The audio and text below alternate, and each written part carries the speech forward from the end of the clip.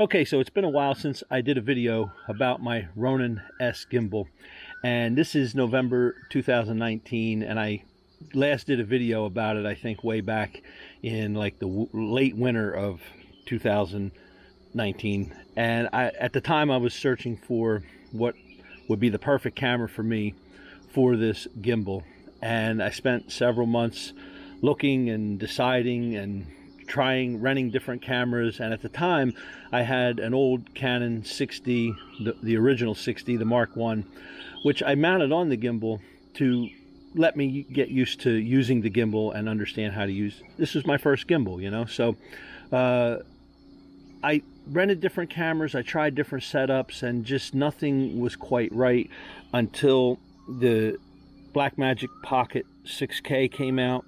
And when the 6K came out, I just knew instantly that this was the right camera for me to mount on my gimbal. So with that said, I just purchased it like no hands down.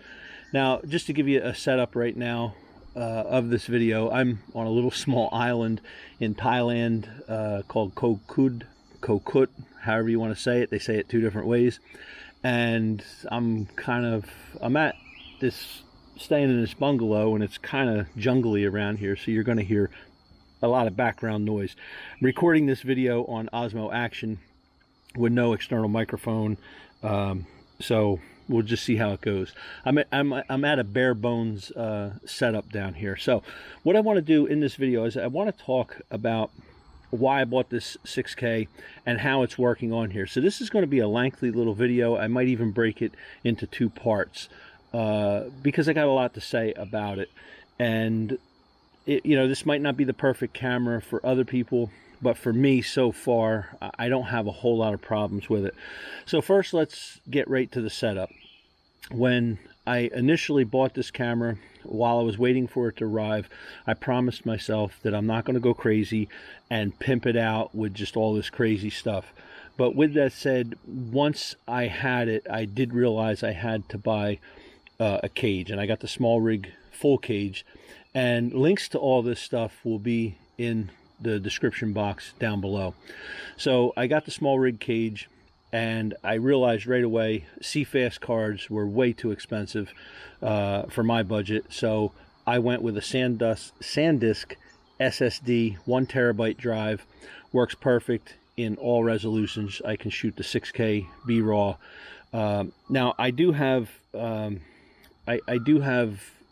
64 gigabyte SanDisk Extreme Pro memory cards, and they will work for most resolutions. You'll get some, you know, good stuff, but once you get up into the higher stuff and you start shooting like 5:1 or something like that, 8:1, they start dropping frames. But if you want to shoot in ProRes, and I don't normally shoot ProRes with this camera. I bought it for the B-RAW. That was why I bought it, but it will shoot ProRes to the cards, to the SD cards. You got to have a good card though. You got to have a really good one.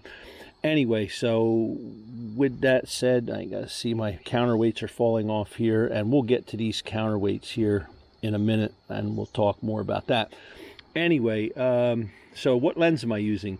Right now I have the EFS 10 to 18 millimeter Canon lens. This was I seen this on a video that Josh Yo did on YouTube, Make Art Now. Excellent channel. He's, you know, very underrated. Link to him down below too.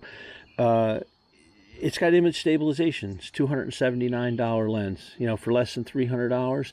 Everything that I'm doing here, you know, I am a professional photographer, but everything I'm doing here is strictly hobby with the cinematic stuff. So I'm on a budget. And this $300 lens, less than $300 lens, works perfect. Now, with that said, I do have with me my 70 to 200, my 24 to 70. I have a 24-105, and I also have a 50 prime, all available to mount on here. So, and I do use them, but this one is like the one that I use for most of the shooting. Anyway, with that said, we got a Tiffin filter on here. This is a variable ND. I've had this for quite a while. It's an 82 millimeter thread but this lens is actually, I think, like a 62 or 67 millimeter, and I just use step down rings. So, you know, everybody knows, you know, you buy a filter for the largest lens you have, and then you buy the cheap step down rings. So Smallrig cage, the 10 to 18 lens, and we got SanDisk SSD. I do have, I believe this is called Landparte maybe, SSD holder, which also gives you the cable lock. It's all one thing. Works really good so that your cable stays locked in. This is a Smallrig cable lock, which locks, it'll also lock your HDMI. Now, I don't have a monitor.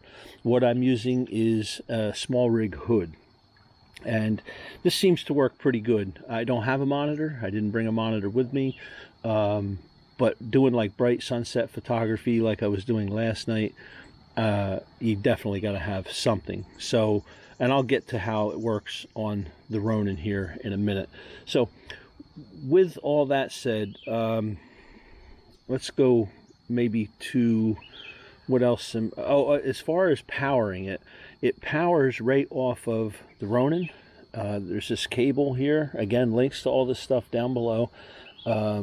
This cable works great, and the Ronin gives me, I didn't count, you know, measure the time, but it gives me, I would say, at least 3 hours, 2 hours, 3 hours, something like that.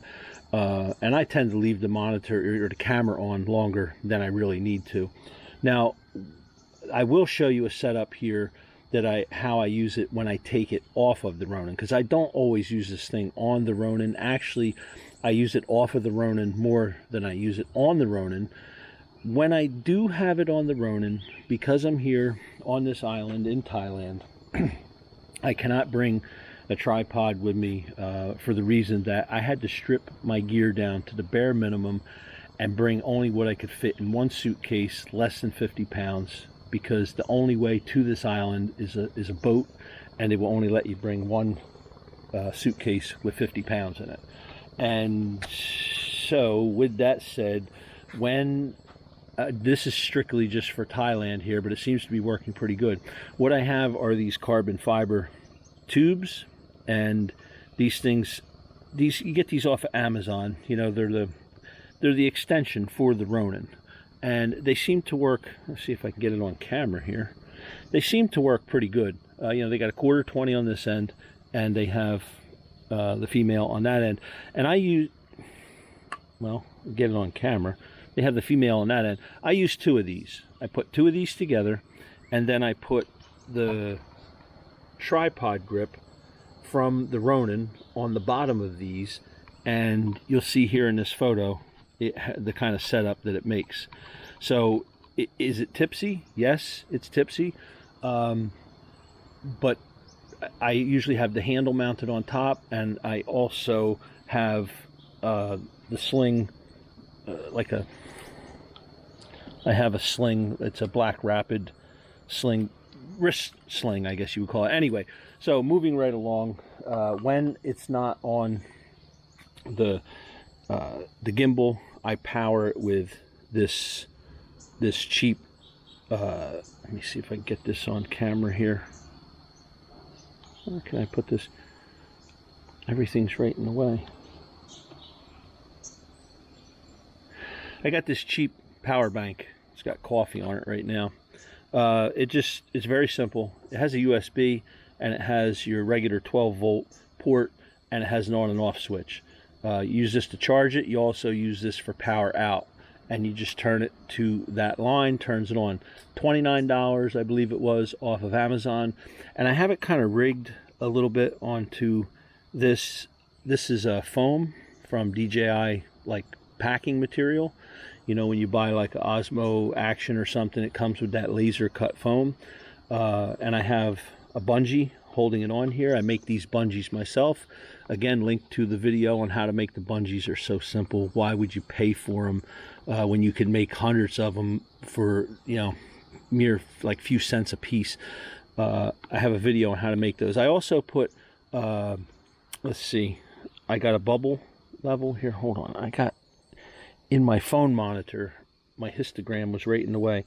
I have a bubble level on there, and the only thing, this would sit on top of here like this and sit like that. Okay, and the only bad thing that I did was I should have actually, let me move my camera back here a little bit. I should have actually went with the NATO rail connection on this. This was like the $20 handle. For $48, I could have got the NATO rail connection. There's a NATO rail connection right here on this cage, and I could pop it on and off very easy. So I kind of cheaped out on that. And let's see. Okay, so that's pretty much the setup. So now part 2 is I'll talk a little bit about how the setup is working.